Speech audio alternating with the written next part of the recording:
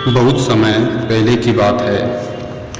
काशी नदी के किनारे एक संत अपने शिष्य के साथ कुटिया बनाकर रहते थे। दोनों का ज़्यादातर समय भजन कीर्तन, ईश्वर की आराधना तथा पहलवानी में व्यतीत होता था। एक बार दोनों ने देश भ्रमण का निश्चय किया। गुरु शिष्य घूमते घूमते एक अजनबी देश में जा पहुँचे। वहाँ एक बगीचे में कुटिया बनाकर उन्होंने अपना डेरा डाला। गुरु ने शिष्य को 1 रुपया देकर बाजार से कोई अच्छी सी सब्जी लाने को कहा। शिष्य गंगाधर जब सब्जी मंडी पहुंचा तब उसने सब्जियों का मोल भाव पूछना शुरू किया। उसे यह देखकर काफ़ी आश्चर्य हुआ कि वहां प्राय सभी वस्तुएं 1 रुपये सेर के भाव में बिक रही थी।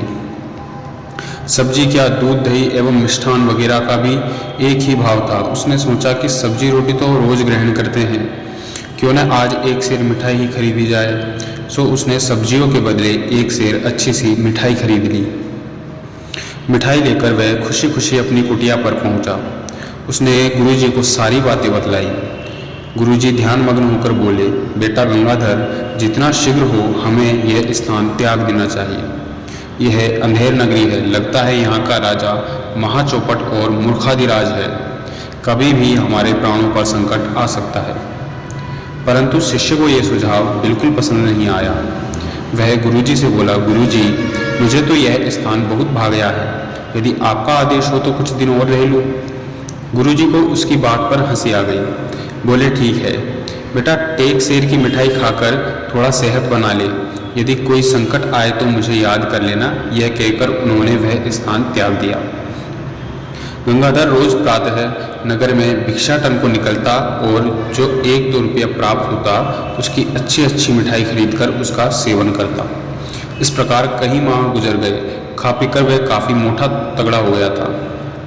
एक दिन गरीब विधवा कालावती की बकरी पंडित दीनदयाल के खेत में लगी फसल पर चर रही थी। दीनदयाल ने गुस्से में आकर उस पर डंडे से प्रहार किया, जिससे बकरी मर गई।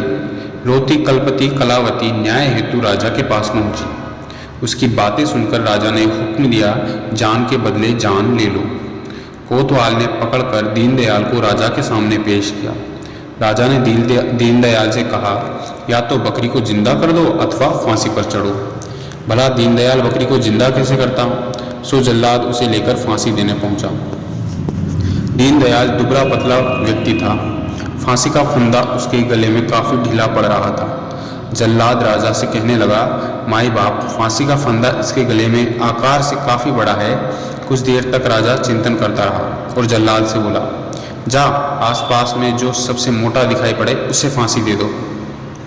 जल्लाद नगर कोतवाल के साथ मोटे व्यक्ति की तलाश में निकल पड़ा। जब वे गंगाधर की कुटिया के निकट से गुजर रहे थे तब वहाँ वे तेल मालिश कर दंड बैठक कर रहा था। उसे देखकर दोनों रुक गए। कोतवाल बोला, लो हो गया काम हमारा, शिकार मिल गया। गंगाधर को पकड़कर वध स्थल तक लाया गया। उसने राजा से गिड़गिड़ाकर कहा, सरकार, मेरा क्या कसूर है जो फांसी दे रहे हो? राजा ने कहा, फांसी का फंदा तुम्हारे गले के नाप का है, इसलिए फांसी के तख्त पर तुम्हें ही चढ़ना होगा।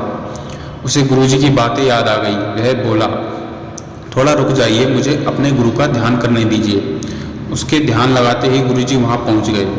उन्होंने एकांत में उसके कान में कहा, देखा न, 1 सेर मिठाई खाने का मजा है ये। अब जैसा कहता हूँ वैसा ही करना।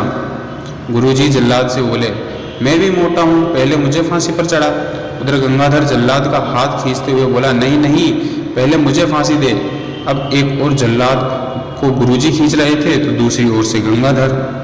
गुस्सा कर राजा बोला, फांसी के नाम से अच्छे अच्छों के होश उड़ जाते हैं और एक तुम दोनों हो कि फांसी चढ़ने के लिए मारामारी कर रहे हो। इसका क्या कारण है? गुरुजी तो इसी बात की ताक में थे। बोले, राजन, अभी का मुहूर्त 1000 वर्षों में कुछ क्षणों के लिए आता है। इस वक्त जो फांसी पर चढ़ेगा उसे अगले जन्म में आपके राज्य में 5 गुना बड़ा राज्य वैभव प्राप्त होगा। अंधेर नगरी का राजा तो निरामूर्ख और चौपट था ही, वह अव्वल दर्जे का लालची भी था। वह गुरु शिष्य से बोला, कंगाल कहीं के सूरत देखी है आईने में अपनी? बड़ा आए 5 गुना बड़ा राज्य का राजा बनने।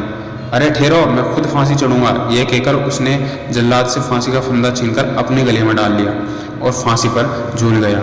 गंगाधर गुरुजी के साथ वहां से तुरंत खिसक गया। उसी समय से यह कहावत प्रचलित है, अंधेर नगरी चौपट राजा, टेक शेर भाजी टेक शेर खाजा। धन्यवाद दोस्तों।